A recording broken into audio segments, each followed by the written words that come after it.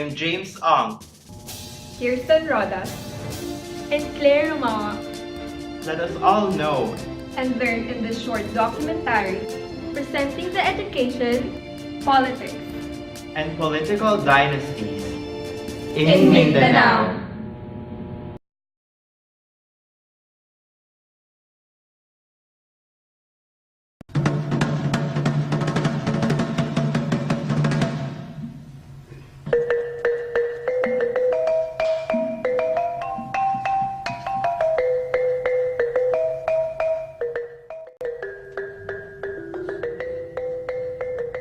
The island of Mindanao is the second largest island in the Philippines, located in the southern part of the archipelago. Mindanao is a Muslim outpost in the predominantly Roman Catholic Philippines. It also has the largest concentration of ethnic minorities in the country, which includes Maguindanao, Maranao, Ilanun, and Sangil, or collectively called the Moro.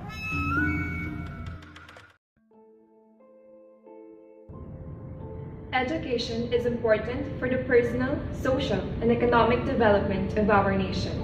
For our children, it is their key towards a promising future. for the people of Mindanao, education has been meaningful to them. They learn to compute, read, write, and most importantly, eradicate discriminations against Lumets, or also known as indigenous people. Pag na-estudyante nga mo lugsong sa baryo, inyo manubo, walay grado, manubo, kawatag kamo. Nagay mga kasinatian nga. Siyempre, dili ka basa ang lumad, tagaan ra nilag papel.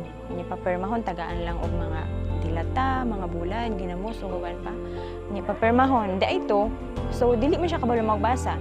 Da ang sulod ay adto sa mining na. So, kana, mas importante siya para mawala ang diskriminasyon is lumad, mailang nga tao.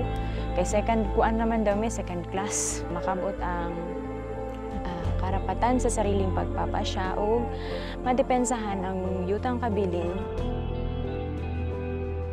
Schooling has been very important, especially among the children in the remote areas.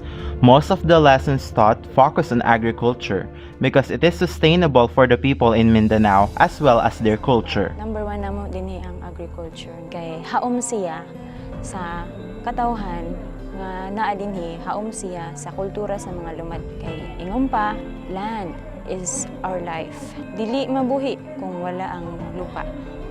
Pinaka-importante gid sa lumad ang lupa. Mao nang ipahaom na mo subay ra sa naa sa palibot o unsay dapat nilang angay ipalambo. Kanay pinaka-importante dinhi nga kinahanglan ipalambo ang kultura para dili mawala. Labi na sa mga bata karon nga bagong subang, kinahanglan siyang ipadayon.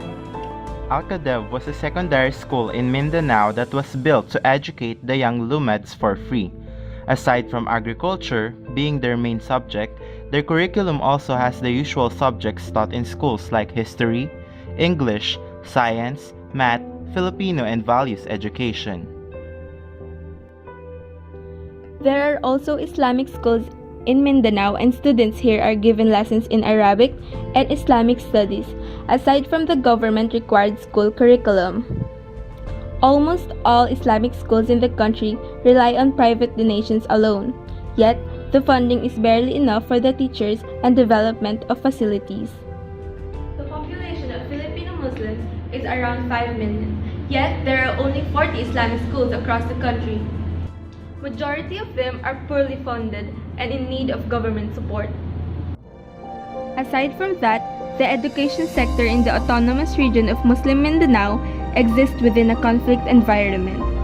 There are estimated more than 10,000 displaced children from the recent Marawi conflict. In response to this, President Rodrigo Duterte, through the DSWD and DepEd, will build 251 schools. Despite conflicts and issues that Mindanao has been facing, many of them still hope that education may one day help these children rise above their situation.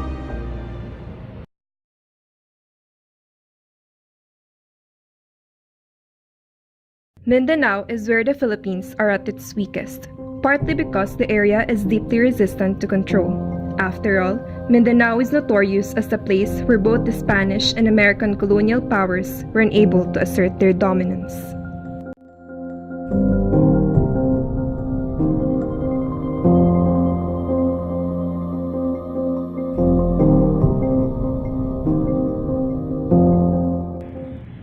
Warfare and conflicts are threats to Mindanao peace. Poverty is also sharper and deeper in Mindanao than elsewhere in the Philippines. The people of Mindanao must constantly contend with a dual class of violence and poverty.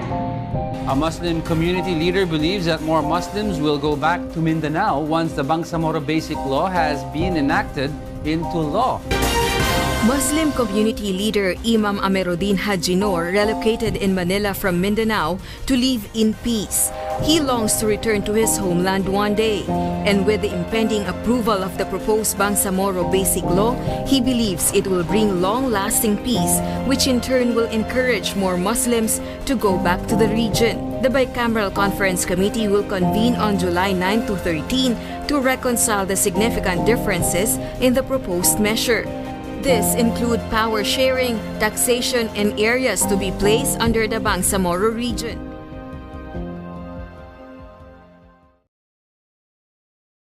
Political dynasty is also evident in Mindanao. Political dynasty is defined as the succession of people from the same family who plays a prominent role in politics. In the Philippines, we have about 250 political dynasties who have dominated the Philippine politics in local and national level and who have monopolized political power as families for the past 30 years.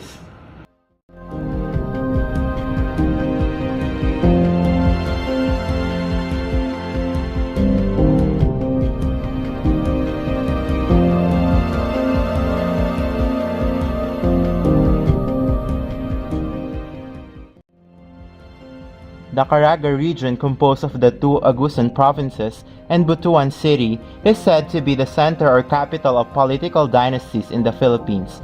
They practically compete only among themselves for all congressional and local positions for the past 50 years or more. Because of their wealth and other resources they control, like education, prestige, and skill, these elite families possess the values necessary for the exercise of influence and which gives them more advantage to acquire political power. Many of the Mindanao dynasties are from the landed families. Some are cronies from way back during the Marcos regime up to the present. In the autonomous region of Muslim Mindanao, many are from the prominent landed Datu class, are warlords and have private armies or the backing of an armed group that help maintain influence.